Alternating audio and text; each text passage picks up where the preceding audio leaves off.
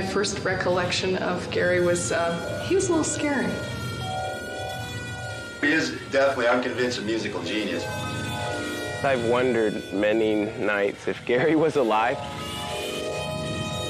This whole blind date thing started because of a duck. You need something abstract, you know, because it can't always be like conventional. I think Gary was ahead of his time. They were doing like kind of underground stuff back before anybody even knew what underground was. We just thought they were weird. Concert information about.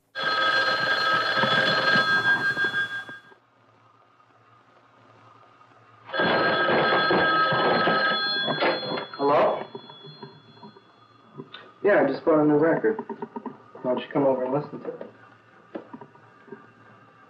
Yeah. Okay, what, about 5 minutes? Okay, I'll be waiting. We'll see you later. You think you really know me? The first time we heard Gary Wilson's record, my jaw hit the floor. That record was crazy. But crazy in a good way. It was definitely eccentric, definitely off the wall, but musical. You think you really... I just imagined it like James Brown meets like David Lynch's Eraserhead, you know? And the backing band just sounded like Steely Dan on crack. It was just crazy. It's like this incredible ghetto-sounding, demented Blue-Eyed Soul record. I feel when I reflect you in my mirror. You still into my chrome, sick trips. Ha! Take the place of someone else's blind date. The first time that we heard the record, we were with some friends in LA, of course LA, that are former child actors and record collectors. I mean, you can only exist doing that in LA, I guess. I am Ross Harris. I was a child actor. I was in the movie Airplane. I went up and talked to Kareem Abdul-Jabbar, and Peter Graves made passes at me. So I think of myself as a collector of all kinds of life objects. And all of a sudden they put this record on, and immediately I stopped my conversation, was like, this is amazing, what is this? And Adrian was already like, this is amazing, what is this? I had no idea how much he was gonna love it. I mean, he literally pretty much ran out with the album, I mean, an hour later or something like that, and I still haven't gotten it back. Last night, when I whispered some confessions in your ear, you smiled and said, Gary, you're scary, don't live your life in fear, not in fear. The Gary Wilson, You Think You Really Know Me album was an album that I have listened to at regular intervals since the day I heard it back in 1977. I listed it as one of the 7 albums that I would rescue from my house if it was burning. Anybody I know who's a musician, I almost immediately say, you guys have to hear this. And the reaction is the same as mine was 25 years ago. First they flip out, then they say, you gotta make me a copy.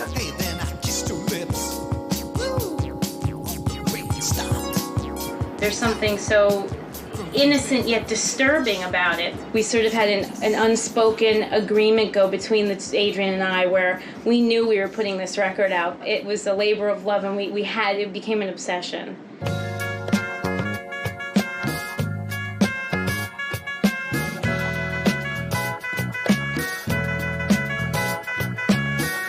Dropped everything we were doing and went about putting the pieces together, trying to find Gary Wilson.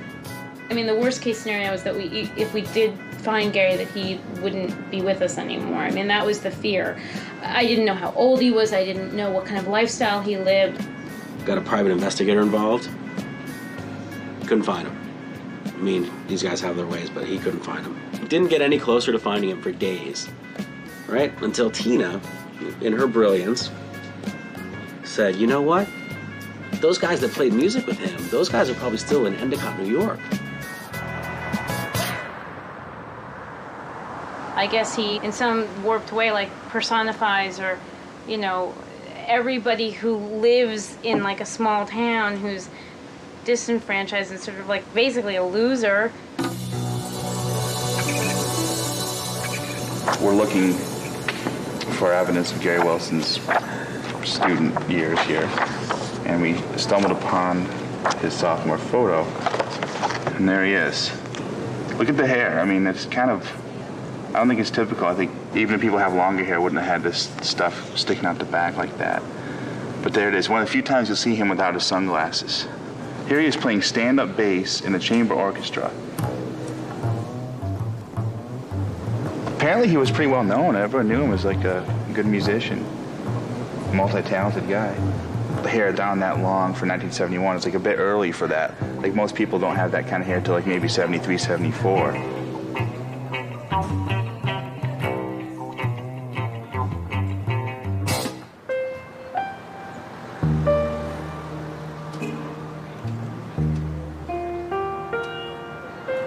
There was a period in which this town was much like a Frank Capra movie, and you can see it still where Gary Wilson grew up. That was the Italian and Eastern European Endicott Johnson shoe worker community. Everything was just laid out for them. You know, the parks, houses built for the employees at minimal interest, if any interest at all, for the mortgaging. You know, bottom line was the workers had to be happy that they mattered more than the business itself. I often ask myself, why couldn't this be the home of Intel? You know, why can't we still have that kind of stuff being manufactured here? And it's really sad that it's not.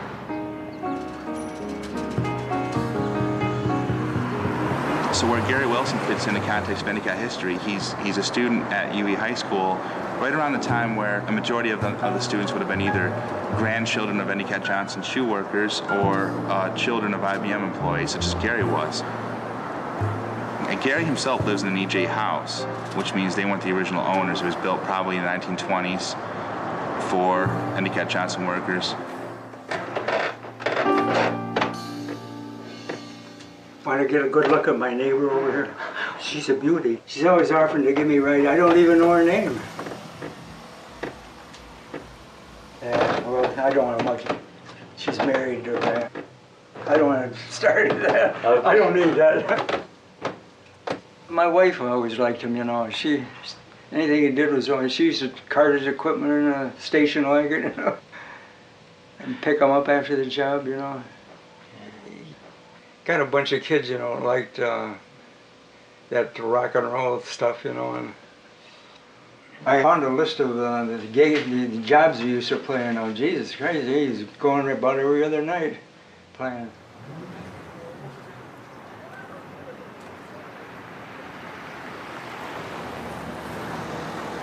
Well, they were very artsy people, and they were doing like kind of underground stuff back before anybody even knew what underground was.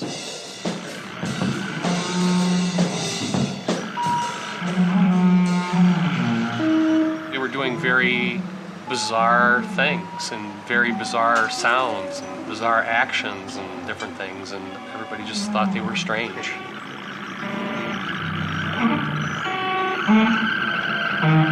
You know, they'd call me at midnight. Rick would call me up and he'd say, hey, we got these two chicks and Gary's coming down and we got this thing, you know, and they'd write a song and they'd play it. And we threw paint, literally buckets of paint, and threw them. It was like 3 or 4 o'clock in the morning.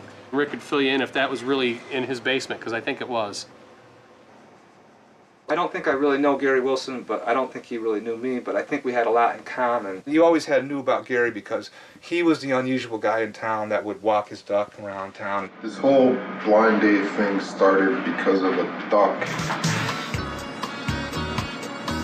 Gary would take his duck for a walk, so then I'd see the duck walking, and it inspired him to make certain music. Gary started like moving his head like a duck, and he just would be fascinated with the way the duck walked.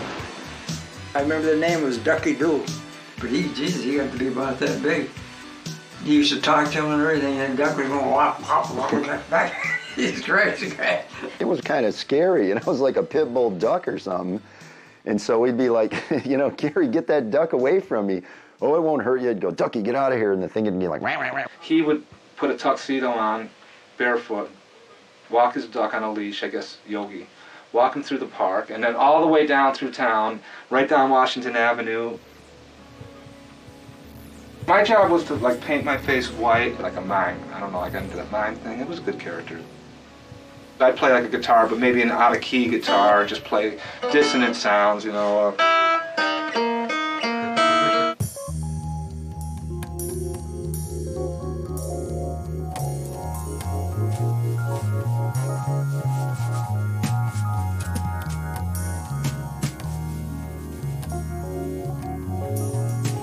When it came to musicians, they knew that Gary was from a musical family. They knew he could play.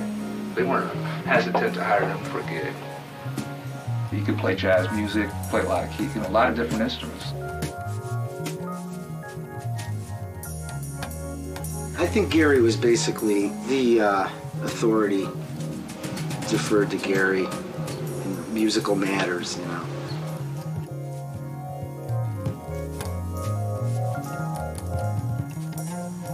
He could play anything. He was a bass player, violin. I know he played the violin. I think he played a few wind instruments, guitar, and he was an excellent keyboard player also.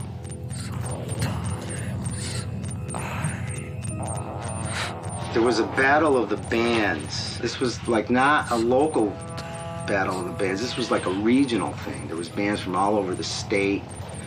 And somehow, Gary got in there. Okay, I don't know how he did this, but he got in there. And he had these tapes going with the most horrific electronic sounds and screeches, and it was like a plane crash, really. And there was hay. He had hay. Now, I was actually in here. That's me walking through there. And we just started smashing things and just crawling all over each other and everything. And this was like, well, the promoter for the Battle of the Bands like totally freaked out. He was screaming, "Stop, that's enough. It's over, show's over. Everybody leave, don't look here. Go." This is Frank. And I was like kind of afraid of Frank. Frank was a volatile guy, you know.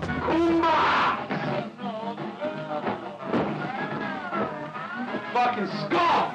Frank got into films. I thought that was a great idea.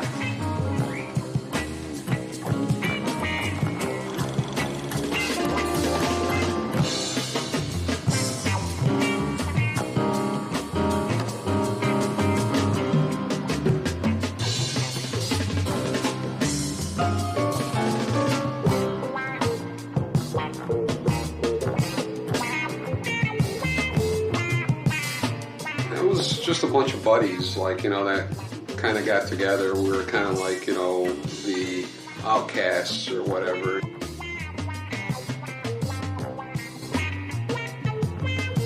Who at that time was shooting 16 millimeter? Yeah, Frank was so into the film. He was so into it, and he was good.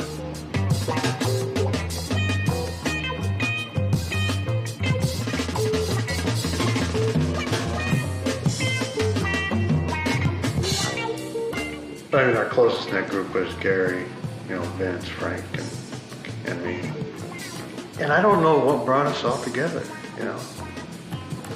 I really don't know. I mean, just maybe that we're all something a little off, you know. Gary being probably the most, you know.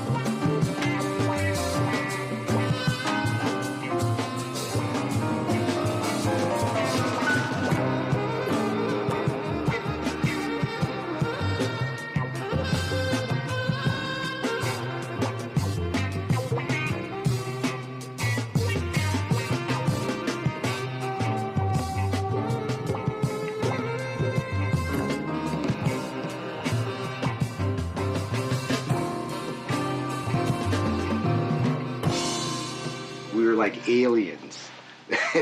that was, we were aliens. I mean, you know, we're just, the aliens are here, you know.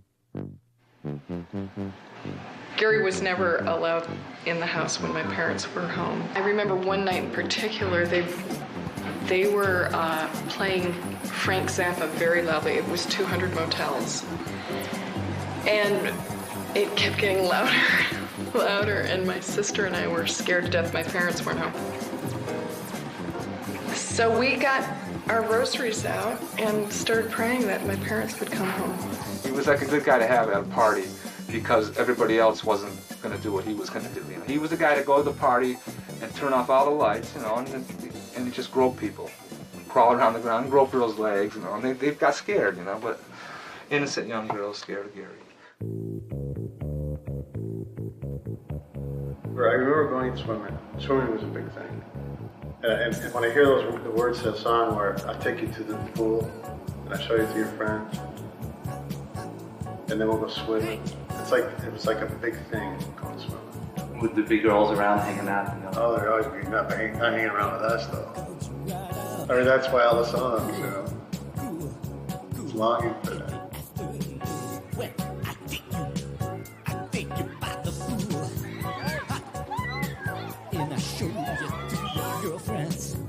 But I still feel that. I mean, the way we've been hurt so much by girls. It's funny, a lot of the girls Gary sings about, they seem to be almost like junior high crushes even, you know, like kind of like a Kevin Arnold Wonder Years sort of thing, you know, just put into music. Maybe it's not an Endicat sound, maybe if anything it's kind of like an anti-Endicat sound in some ways. Music in this town is like the oldie station, you know, your top 40 2.5 minute long songs. That's the soundtrack to Endicott. And Gary Wilson's doing this album that's like, you know, his own soundtrack. It's his Endicott, but it's not like the typical Endicott, you know.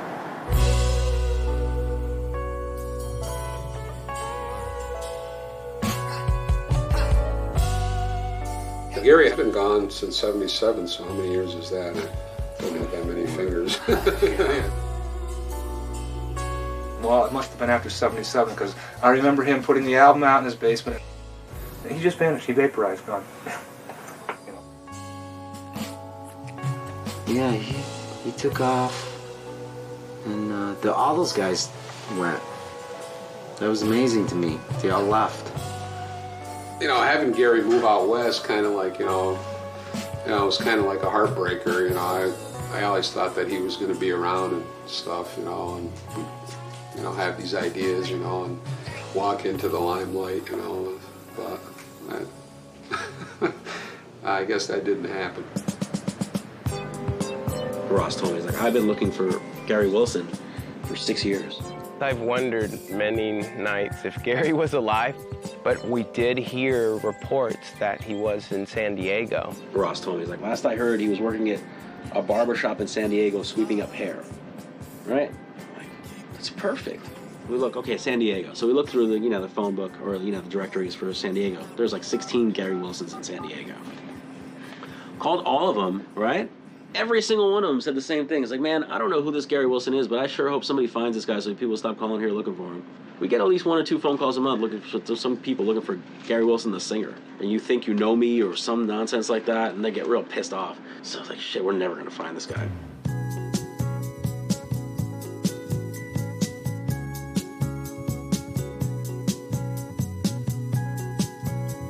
We didn't have any information. The record that we had was kind of like a reissue that was done only on vinyl, but that didn't have any information, like no liner notes, no contact information, nothing. So we were at a loss. Gary Wilson hasn't had a phone in 20 years, so he's a real private person, so he didn't want to be found, I guess. That's one of the big reasons it was such a uphill battle. I mean, you know, who doesn't have a phone? Tina finds Vince Rossi, who was his guitar player. So I call up Vince Rossi, and he was like, really like, who is this? What do you want? You know, type of guy. I'm like, look, I'm calling, you know, blah, blah, blah, Motel Records. Want to do something with Gary Wilson. He started laughing, you know, because I guess he took the trip down memory lane. He's like, you know, it was really nice talking to you. I'm going to write Gary a letter, and I'm going to let him know what you said.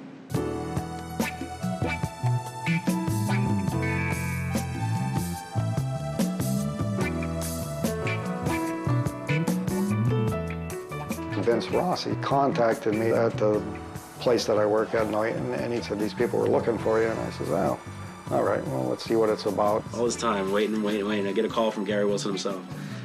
He was working at the bookstore.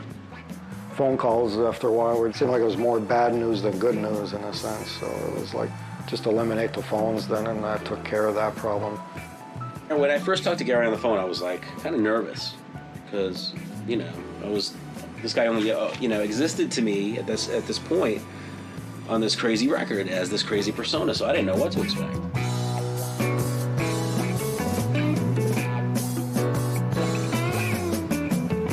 Even though sometimes people make promises to you, 99% of the time those things don't materialize, so.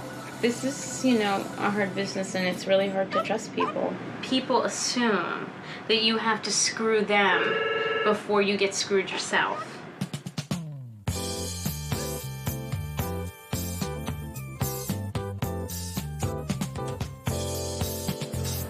I came out to San Diego in 1978, probably trying to look for a major label to be interested in my music. They just hated our guts here. It was,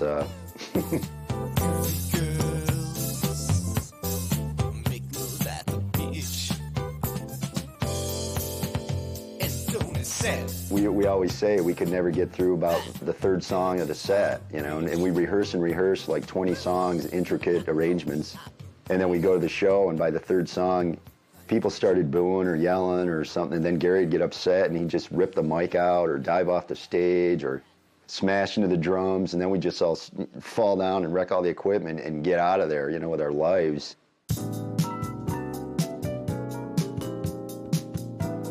We all are from Endicott, New York.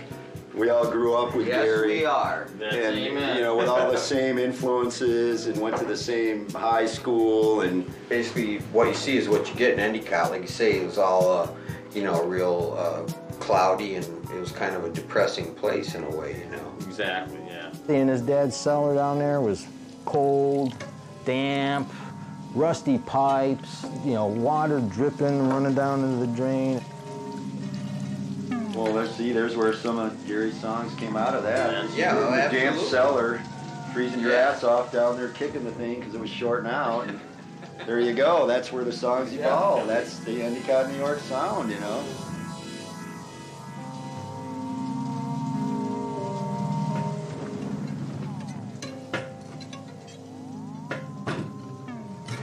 He called me up one day and he says, hey, look, I'm going to take some pictures for the album. But I always like working with black and white. Black and white always has its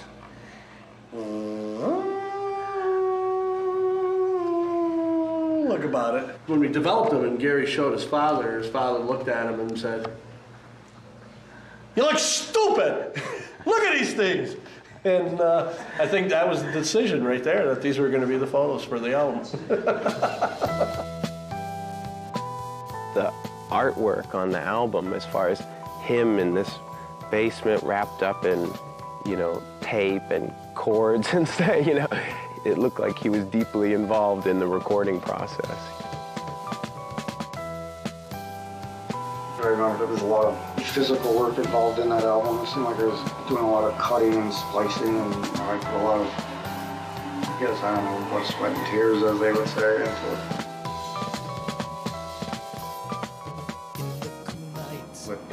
With that set of songs, all of a sudden, we could hear it. This is like nothing else.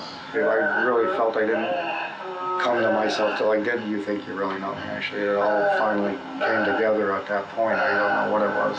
Phrasing, a sense of magic, unique but not necessarily complex, music that just sucks you in, that touches on all genres of music. And the fact that this was recorded on the little shitty TEAC 2340, that's the cheap one with the 7-inch reels. I use this tape recorder for You Think You Really Know Me. When TEAC came out with their machines, it made a huge difference because the sound was perfect. It was as good as you put in. Having been in the audiophile business for years, and I see the kinds of thousands and tens of thousands of dollars people put out to put out crap music. There's a simplicity and an elegance of the music that just sucks you in.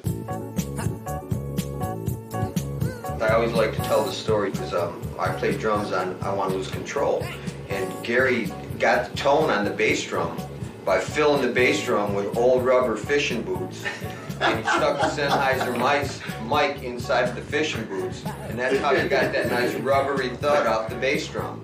You know, everybody else plugs their bass in the same machine he's got. It just doesn't sound that. You take the exact same bass, you plug in, you start playing it, man, it just has that real creamy, real deep, thick sound. I go, God, how are you doing that, man? Dude, he is definitely, I'm convinced, a musical genius.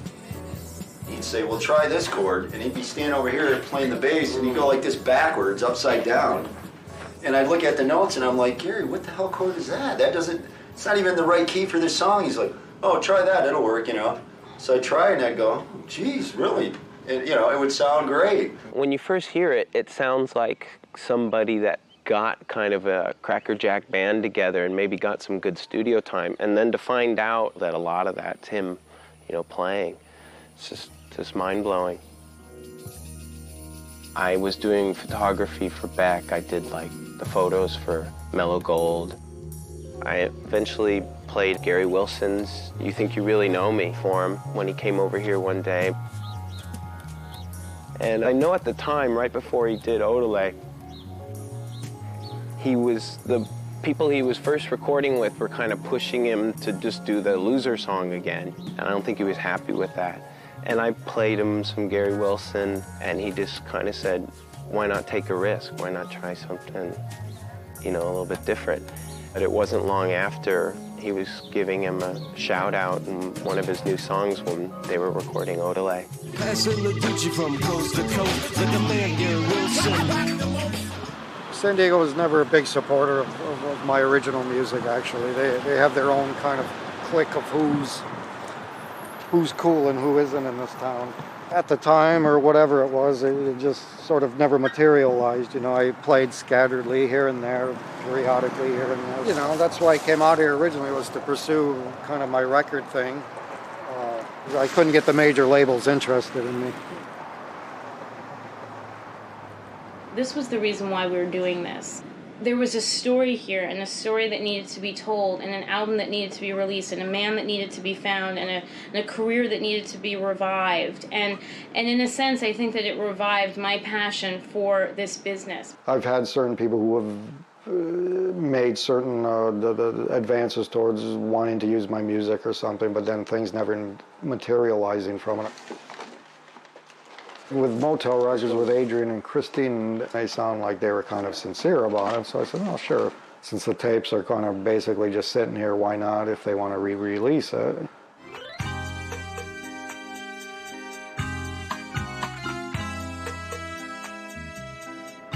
We're able to reissue a fabulous album that was largely ignored by the mainstream when it first came out, and at the same time give a person, a musician, his dream and his goal of success. It worked out.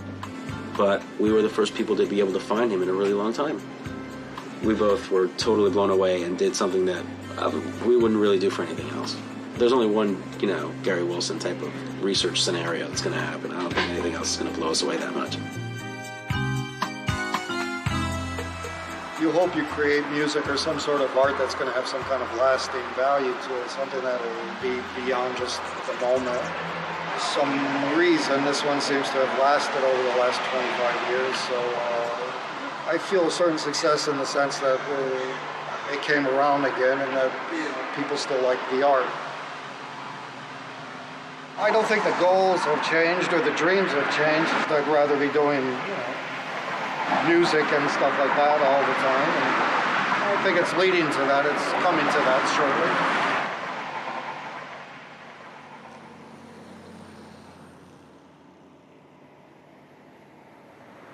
Well, I stayed because, why did I stay? I kind of liked the weather here, then I met Bernadette, and then we kind of decided to stay here. Oh yeah, this is another one. Yeah, this is the Whiskey A Go Go, back in 1980. The joys of youth. Hey baby, you're still my chrome lover. You're so electric. Big Bill introduced us. He's like 6'4". He had this white car and it said, "The Blind Dates" written in black tape. So we went for a ride in that. That's me, or self-portrait a long time ago. There's another self-portrait.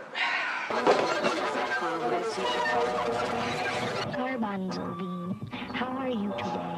I started doing video art when I was 27. One of the first things I ever did was inspired by Gary. After you eat your potatoes, we'll go swimming. Yes, swimming, and I'll watch while you get a stomach cramp from all those potatoes, and you'll drown, you'll drown. Won't that be nice, Garbanzo Bean? Won't that be nice? Oh, you know what we talked about at first? That book, Seth Speaks. So Gary's mother had just died, so he got interested in the idea of afterlife. I mean, he loved his mother dearly. The thing when my mother died, I had a weird thing happen the day she died. I got a phone call in my dream from my mother talking to me, but it was like she was slurring as if she had a stroke or something. And, you know, saying, "Oh, well, everything's going to be all right, blah, blah." And then like literally 10 minutes later, we got a call from the hospital saying she had just died. I suppose when my mother died, there was a certain thing of trying to find some sort of answers to everything. And I guess you tried to find comfort within those books, maybe, huh? Oh, you were from high school. Yeah? Yeah. She was an Italian. No, she's more of an athlete. You know, what is the girl who kicked the ball? Soccer's out? Yeah. She played on the team down here in UE, Endicott High School. They actually chased my father out of that area when he was a kid because he was dating my mother. And she was Italian and he was English, living near the river. But we're talking, you know, generations ago.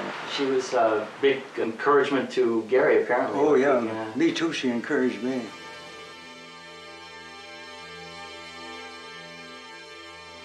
My father was the artist, so to speak, the musician. But, you know, my mother was the softer side of things, and my father was more the, you know, you didn't hug, you didn't do this or that. The English side, they were more reserved, you know. The thing that bothered me, I always used to have a bunch of kids here, and I didn't like that, you know. I never found anything missing, but I just didn't like kids hanging around. Did you encourage him to do the music? Well, that's what he wanted to do. He never discouraged me, let's put it that way. You know, he was always, because he was a musician himself, so he probably got a kick out of it in some ways. Did you ever play with him? No, I said, it hurts my ear. I can't play my own bass player. And I let him go down there, let him enjoy himself. My wife used to like him.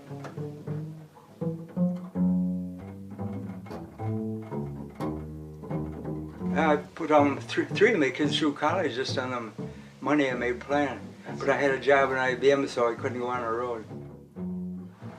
Since I was a kid, my father, he was a bass player, one of the best bass players in our town, or our local Triple Cities.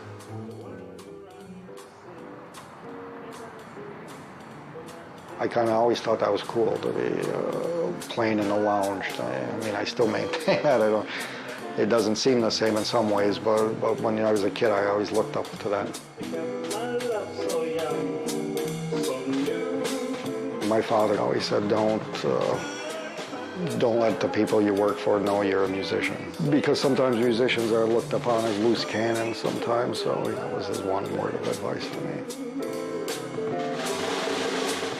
7 years with you guys, and you know, with Gary, and I didn't even have a clue, man. I mean, it was like total surprise. I mean, he did mention the album that he'd work on like years ago, you know, and he kept talking about it. I've never heard it yet, but gonna have to pick it up, you know. Now it's incredible how he had this secret life that we didn't know about, you know.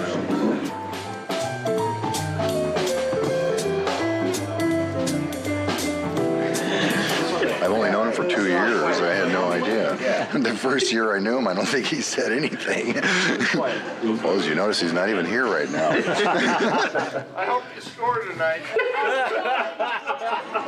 Gary and I we've been playing together since 84, 85. So I knew, you know.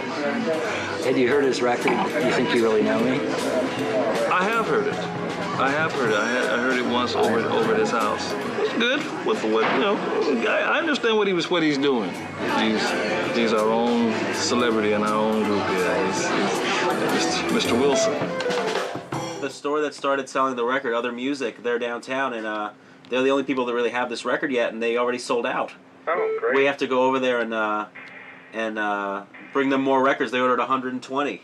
Yeah, great. Do you want us to send you some more CDs so you can give them to some of your friends? Oh, well, I got a few left there. Maybe I'll send my father one, maybe. This is the glamorous life right here. This is actually part of the reason why we don't have interns, this little thing I'm doing right here. It takes me so long to do it. I do it by myself. I don't even let Christina do it. I'd like to have an intern at some point to take the records, but the problem then is that they never fucking do anything because, you know, you get what you pay for. I found. We ain't paying them. Right, what do they care? They'll throw them in the back of the thing and, you know. fucking stoned and talk fucking lose records, you know, give half of them away on the way there. I mean, call me a cynic, I don't know. But that's that's what I did.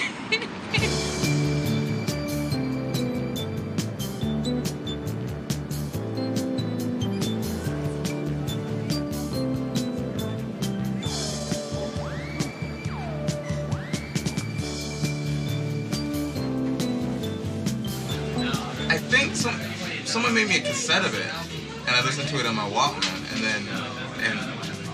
I had to take it off because you know I was scaring people on the train because all I had was like these facial expressions, like, you know, like laughing out loud and like jaw dropping, then going, oh my god, what, you know, and basically kind of losing my mind right there.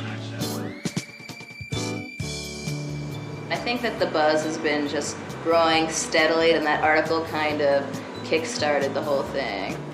The fact that it is a story is unique. You know, I do a lot of rock bands and, you know, hip-hop bands, electronic bands, and the story is that they formed the band, they toured, you know, that's the story. With Gary, you know, he's just a huge story. I had this one writer who said that this album could have never been recorded back in '77. He told me that he thought that it was a hoax. Some guy told me he thought it was fucking insane, you know. But yeah, nobody really compared it to anything, which I was surprised.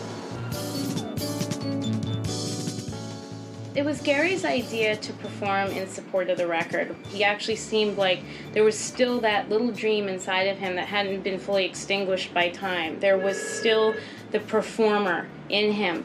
And that gave us this great hope that we could make more, that the story would unfold and become this great sort of comeback from someone that never was. We didn't know that he kept on playing music, that he's still inclined to get into that persona again, if he's still able to channel that type of energy, you know? And we were like, wow, that's fantastic. But at the same time, we're like, well, I don't know. This could go either way. This could be like a real car crash here.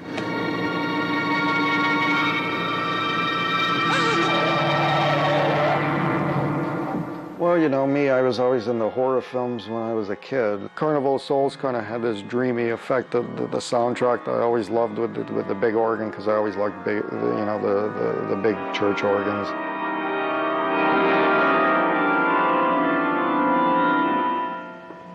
Profane, sacrilege.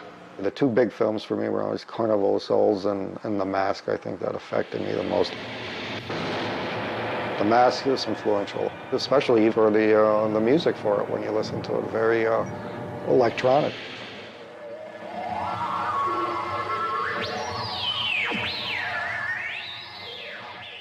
He's got all the horror flicks, every single one of them. I mean, I used to love those two. Right? He's got every single one of them, all those black and white horror flicks on VHS. My girlfriend always yells at me about that because I watch them over and over again.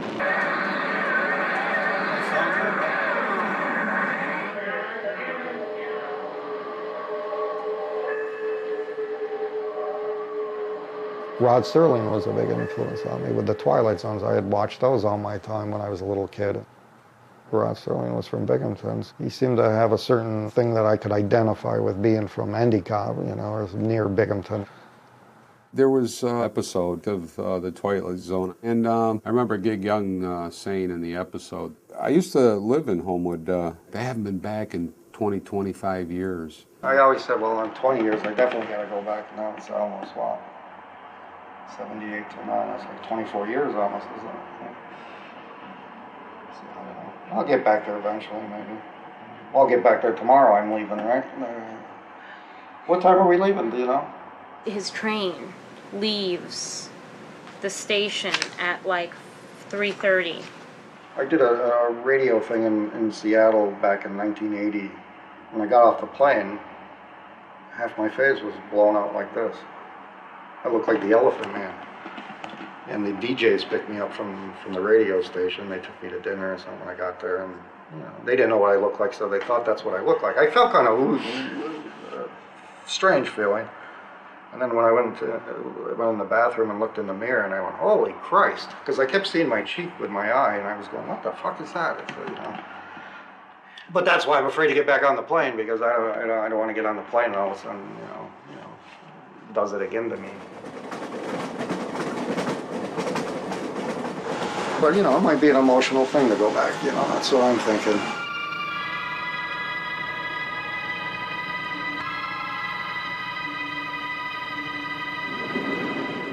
But as you get older, actually, the little towns kind of look more inviting to you, don't they? You know, when you're a kid, you're thinking, geez, I got to get out of this little town. Then you get older and you think, well, boy, you know, maybe there was something to it. He had a thing about those merry-go-rounds, didn't he, Rod Sterling? I mean, I grew up on the park. We had a big merry-go-round. They used to play old rock and roll tunes on that merry-go-round when I was a kid. I'd hear it up through the park. In the summers, that was always kind of your best time of the year. When maybe those were the most memorable times in some ways. Dion at the time was my idol. Originally, I got into Dion probably when I was in 4th grade, 1960 maybe. And my mother she used to actually curl my hair. So I had a thing in 4th grade through maybe 5th and 6th of curls. As I got more into avant-garde music towards 7th grade or something, I went towards John Cage, and when you heard Cage, it totally, boom, I had never heard anything like that. It was the best album I guess I had ever heard.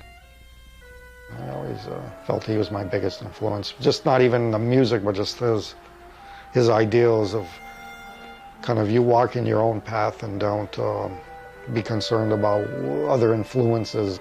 Because sometimes I'd watch some Cage performances or something, and I used to think, oh gosh, it needs somebody up front. They need like some kind of pop thing in front of all this chaos or something. You know, they need a Bobby Rydell or a Fabian to be in front of the chaos somehow, to bring it to a more human level. They need me in the front there laying down on, you know, and yelling girls' names on something to bring it to a different level. Since I had moved there in 78, I hadn't seen anybody probably in Endicott for at least 24, 25 years. Armand Petrino was probably one of my first friends. I met him probably in 5th grade. But for some odd reason, we clicked. Frank since, I don't know, 7th, 8th grade, I guess we were friends. He got kicked out of Catholic school.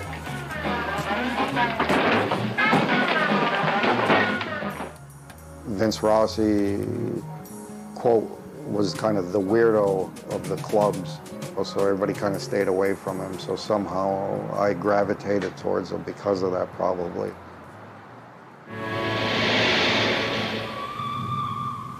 Well, we used to say, let's go have a seance to the girls, my buddies and I, and then people kind of thought that was cool or something, because you couldn't go to your houses because your parents were there, so you had to go out in the woods. Some of the girls from the farm areas outside of Endicott were kind of wild girls. I was the leader of the group, so obviously during the seances, I was probably leading the seance. And for some odd reason, everybody listened to me, and so I don't know. We're in the middle of the seance, and I said, give me what I deserve, or I yelled. Then I jumped up and came down on my hands. I broke my wrist. Still tried to make out with one of the chicks, as I recall. And I had to learn how to write right-handed. Are you going to like the Endicott High School, like alumni association? Are you trying to find Cindy and Karen? Did I ever tell you? I got a real crush on Karen. Yeah, and there's our friend Karen. Butch Patino's cellar, that was the place to hang out. His parents would let him well, he'll tell you. They have a lock on the door, and she's knocking, trying to get in. Why are the trees in your basement? Gosh, we were out in the woods. we were out driving around, and we said we got to bring some of these trees down in the basement. So we cut down some pine trees, and we brought them down in there. Now here we let Karen in. She's joining the party. He's obsessed by the girls. He's always, he's really into talking about Cindy and Karen and Linda. He was really obsessed by these girls. And one of the girls, I think that, I think she ended up dying or committed suicide or so. Not because of Gary, no involvement whatsoever in that, but just at the time, maybe she had other problems in life. But I think one of the girls that he loved, maybe that had an effect on him, because you can hear it in the songs. A lot of his songs, he always like repeats their names. And, I think the girl's name was Kathy or Karen or something like that. Was a lover's suicide? Yeah. Yeah. Absolutely. Yeah. Like they say, I think it was a mistaken suicide, though. And making out in your car in the winter, and you roll the windows up. Karen moved from Los Angeles or California to Endicott. She was always kind of depressed because Endicott wasn't her cup of tea. All rainy and dreary. Get the yearbook. I got it right here. Oh, that's her right there. Oh, yeah, she's the old Aunt Margaret Fox right there. Yep. I'd have a bottle of cognac I used to bring with me, a little Dutch Kirsch, as they call it. Karen. Funny, I can't remember her last name. I only knew her by Karen in some ways.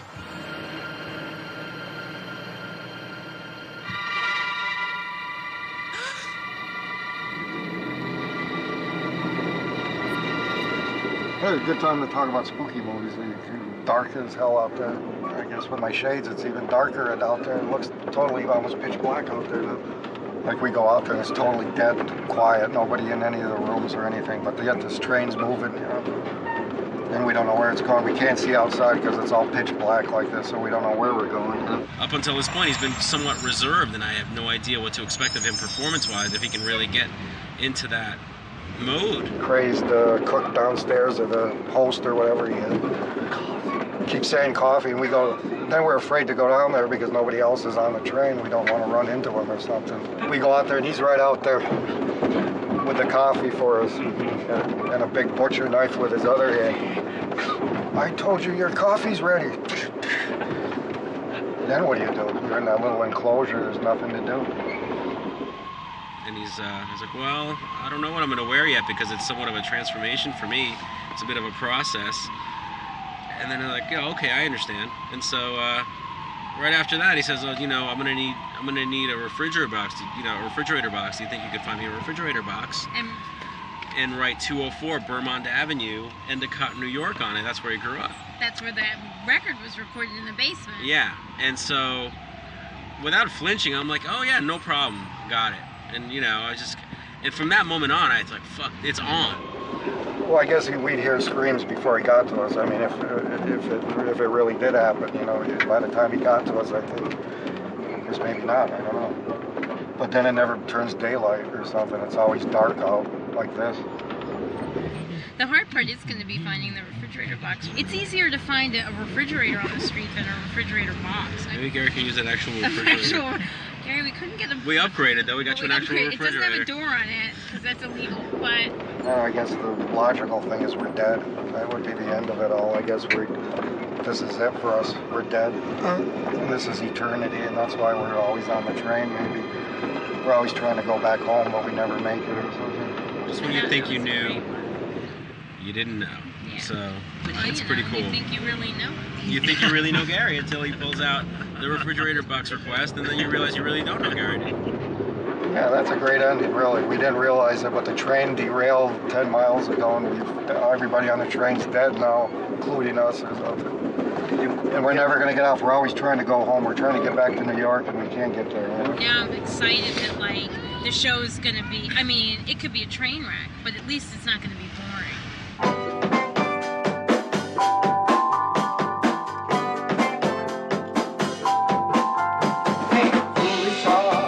How I got to play drums in it is basically just me taking advantage of a good situation and saying, well, I can, put a backing band together here in New York and we can be rehearsed by the time you get here and I'll play drums.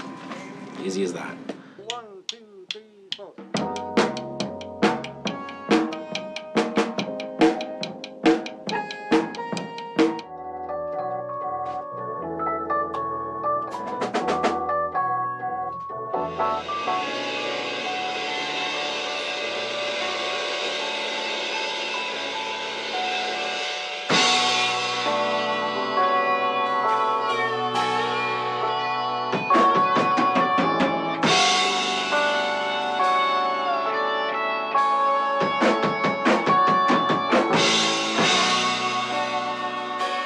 This will all come together. I know when everybody's hearing it now, there's probably all these freaking notes and things running into each other, and it's it's confusing. But when you do it a little bit, it'll all make sense. We are looking at, in the other room, folks, Gary Wilson. Sir, thank you very much for being here. I guess the last anybody heard of you was a string of dates at CBGB's. Was that 1979? Well, yeah. What were you I've been doing? gone for a little while there. I kind of dropped out of existence for a while, and things turned around, and now I'm come back. I saw him back in the 70s. We were looking through the Village Voice one day, and we see Gary Wilson and the Blind Dates. CBGB's in. Oh my God! I can't believe it. He's playing. And then our second thought was, well, how do we know it's the same Gary Wilson? Maybe it's just another guy named Gary Wilson. So we get to CBGB's, we go to the entrance, and we see this poster, Gary Wilson and the Blind Dates. And there was no doubt at that point, the picture with the guys with the turbans and the bandages on their heads, and we said, it's gotta be him, it's gotta be. I went to the gig and I had a suit coat on, and he said, wait a minute. And then just before we went on stage, he turned and he said, hey, Greggy, and I turned around like that, and he like ripped one sleeve off it. He had red paint in a can, and he went, whoosh, and I had a red right down with it. And he goes, okay, there, that's good. And I went, okay, we're on, that's it. He comes walking out onto the stage, he's got paint, red paint splattered all over his outfit. I'm like, oh my God, this is like a cosmic moment in time, right? It's one of those times when you're just self-aware that you are witnessing something that you have never experienced before and will probably never experience again. Now, was that the gig where he jumped on me and I fell and I hit the mixer and every single cord just broke off at the jack, right like that. We started going wild. And you took the old TV and you whipped it out. Yeah. The thing was plugged in. And it was like, oh my God, dude. We had absolutely no sound on stage. So at that point, it was just smash everything. There was all the punk bands, and they're like, I mean, they're like supposed to be scaring everybody's grandmother, and they were like running away, going, oh my God, these guys are too freaking weird for us, Whatever. It was amazing. It was good. Joe's Pub is kind of, it's an intimate place, and it has this really nice stage. They didn't really think that, this unknown artist would fill up a place. So when the actual show sold out in less than an hour, the guy that was working there saying he was turning like hundreds of people away. I mean, they were so happy. I want to put up a statue in Endicott that says 6.4 equals Gary Wilson. I had always been interested in the machinations, what was going on backstage, and the what had to come together to pull off a huge show or to pull off something like this to entertain all these people. Wait, am I following you? They were here at 2. They were supposed to do a sound check at 2 and have the equipment set up and all, but they didn't deliver the equipment. And we all sat around here for about 5-6 hours and wasted our whole day.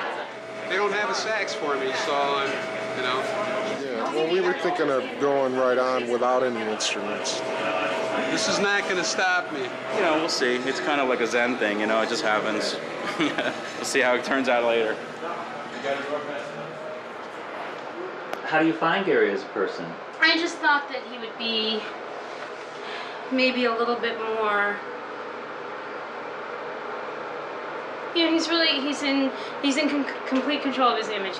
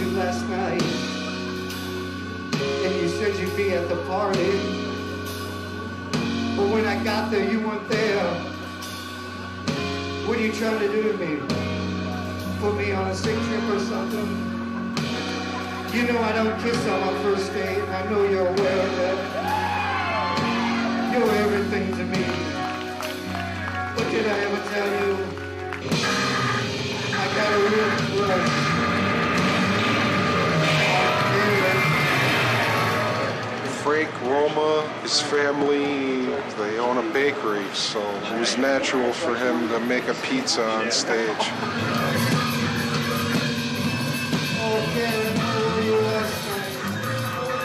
Everybody should try to keep time with flour.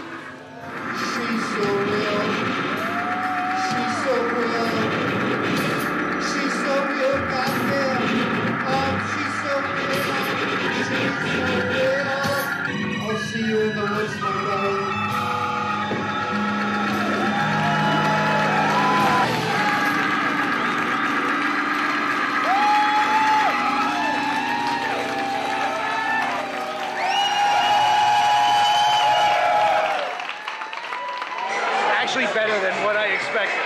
Although I don't know if I can say what I expected. These are the opinions that really matter, because these guys here saw it happen 25 years ago. I haven't gotten this buzz from a concert since 1987. Krzysztof Penderecki conducted the Krakow Philharmonic doing the Polish Requiem in Carnegie Hall, where I couldn't walk. Oh, I thought it went really well. Yeah, I'm really excited about it. I think people really liked it. I mean, it's tough, you know, with that sort of like alternative rock crowd. But at the end, I think people really pulled it out. Everyone was screaming 16, so that's what's important. Is he in seclusion, or can you go back there? Can you imagine? I wouldn't try. No invasions of privacy allowed.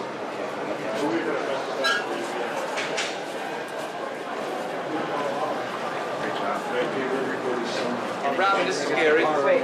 Gary, this is Robin. Can I ask you one musical question? The one song, 6.4 Makeout, what does the 6.4 part mean? You know, we were just talking about that. Hey, Gary, you have another message from a fan. Message from a girl. Yeah, it's from a girl, definitely. Oh, Shauna. Yeah. Shauna used to play in a lounge band with me in Binghamton, New York.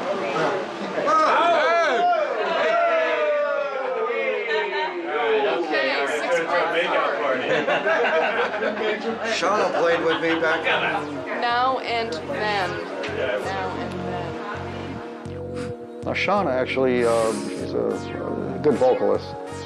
In fact, I got a tape of her way back singing, kind of a haunting little thing. For most of my adult life, when people ask me where I'm from, I kind of say Endicott.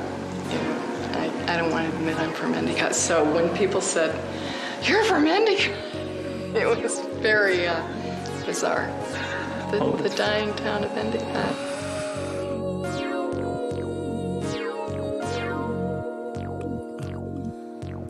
When we're younger, you always want to see something different. Things are always greener on the other side of the thing. But at my age now, after 25 years, I don't need to prove anything anymore. I could almost go back to Endicott and be in the same situation. Everything kind of changed a little bit after 25 years, but some of the main streets still kind of had the same type of feel to it. And I thought, well, it was nice to be back there, and actually, I kind of really confirmed it that you kind of feel comfortable someplace, and I felt more comfortable there. Many a movie in that theater there, that used to be called the Lyric Theater, as I recall. It's where I probably saw The Mask and all those horror films when I was a kid.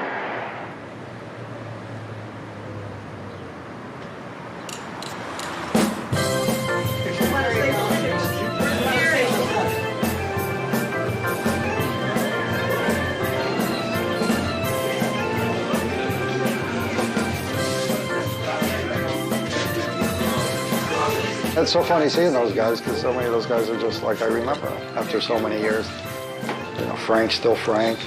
Is it sure take? Yeah, Vince is still Vince. Yeah, since we played CBGBs, they're actually Venetian blinds.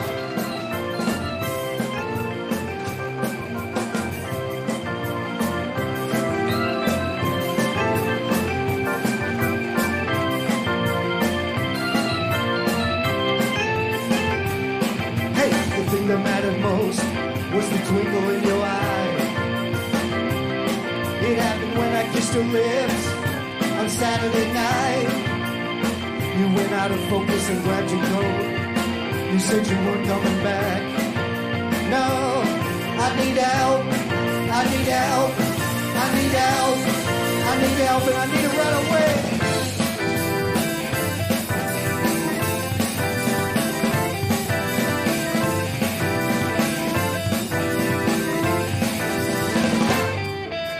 Linda, I never spoke of love.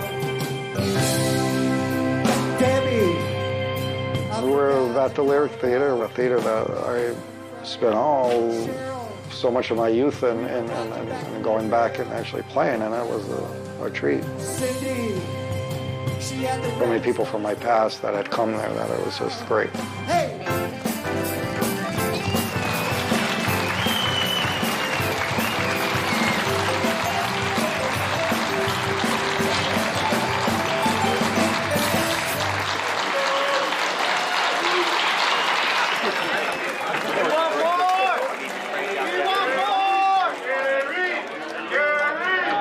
Most avant-garde thing I've ever seen. I love the music. The stage show I just don't know about. That was messed up. Magnificent. I was so used to it as a young man because I was his paper boy. Did they have a group, the Vegetables? I remember them, maybe it was the Prunes, but going around Huey High School with vegetables of various sorts tied to their belts. That's right. Yeah, I'm inspired. To do whatever comes to mind when something does. Things with wax. The show was extremely interesting, and as a manager in the music business, it could be a tremendous hit, certainly over in Europe with proper management. It was kind of like walking with the ghost of your past. I mean, everybody from my past was there. I mean, everybody. In some ways, it was almost like I never left.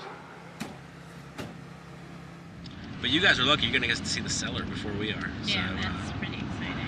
To me, as a record collector, that's like a holy grail, if you will, The father told me that he had stuff down there, but that he was afraid to go down in the cellar because he's old and I don't know. He doesn't want to chance, hurting himself down the steps or something, I don't know. Which is completely understandable. So... Or maybe there's just something so terrifying down there. Well, that's what I'm thinking. The whole aura. The energy might be way too strong.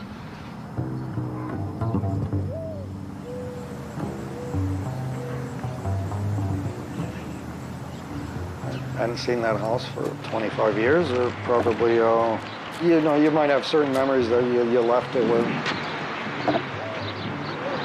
abducted. I'd keep them around the house, either in the fence or in the garage somehow. We'd give them to somebody or something. I mean, I wouldn't abandon them. Sidewalk still.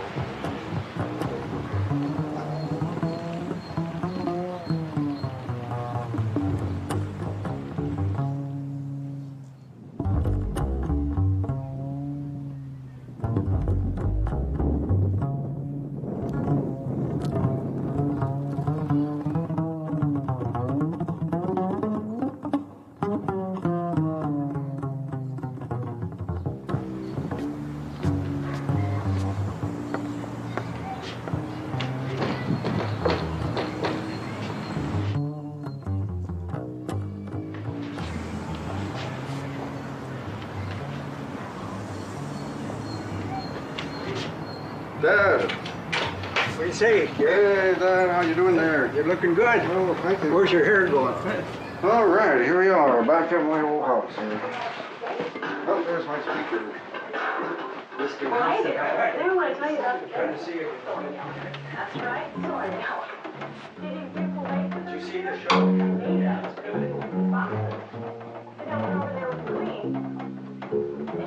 Might not be in tune, Gary. I think his name was Ducky Doo. Damn thing was crapping all over the... I said, Jesus, what do you think this is, a barn? And I says, get rid of it. I says, if you don't, I'm gonna. I says, hey Gary, I got a good home for your duck. I thought the guy was gonna put him on in front of me. Or about 3 months later, I asked the guy, how's that Ducky Doo doing? He looked around kind of funny. He says, tell you the truth, we had duck dinner one time. I said, oh Jesus.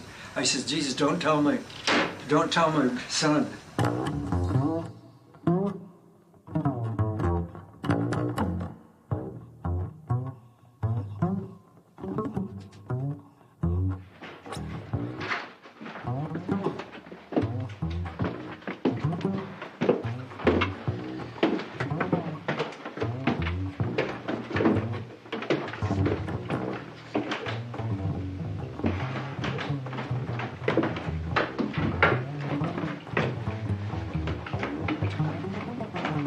This is a picture on his other, think you really know me.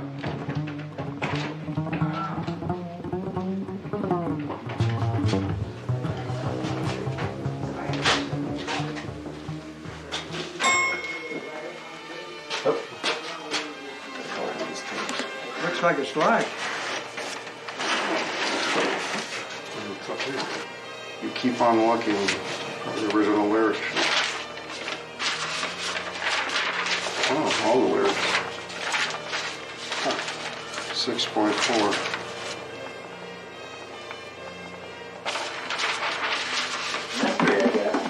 See what the... Oh. He gave me these scores from John Cage when I went to see him. And I was probably either in 7th or 8th grade, and I sent him up a whole thing of scores. To my surprise, he called me back and invited me to his house. Seems like he said, Gary, I never made it economically till I was 50 years old. For some odd reason, that stuck in my mind.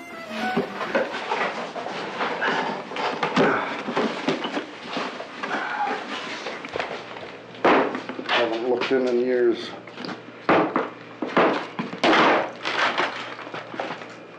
Whoa, these pictures. This was your piano, was it, Gary? Yeah, my organ.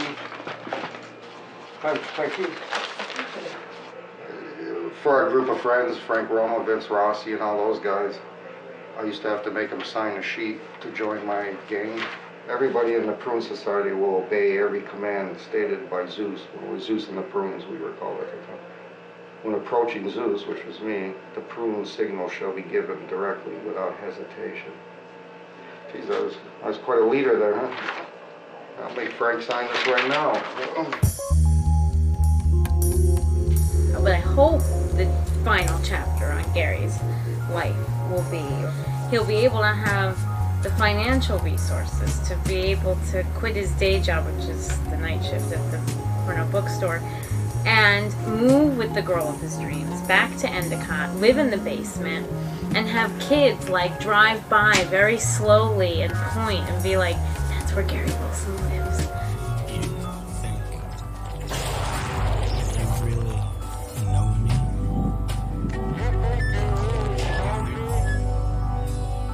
You think you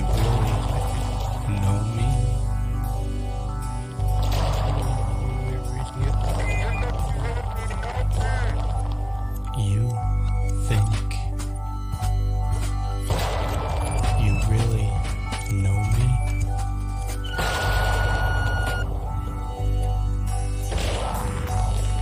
You think you really know me? Am I all set, buddy? Yes, sir. Thank you very much.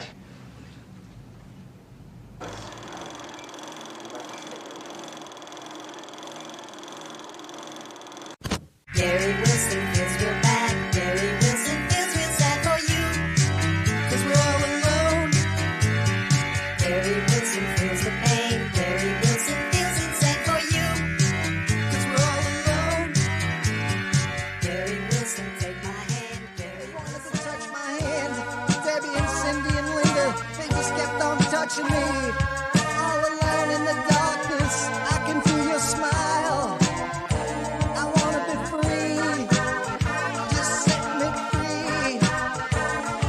And in the pale moonlight, I can hear your voice. When the shadows roam, you have no choice. It's gotta be me. Gary Wilson told me that he had a girlfriend. He didn't want me to tell no one. Gary Wilson told me that he had a girlfriend. He just wanted to have some fun. Gary Wilson told me that he had a girlfriend. He didn't want me to tell no one.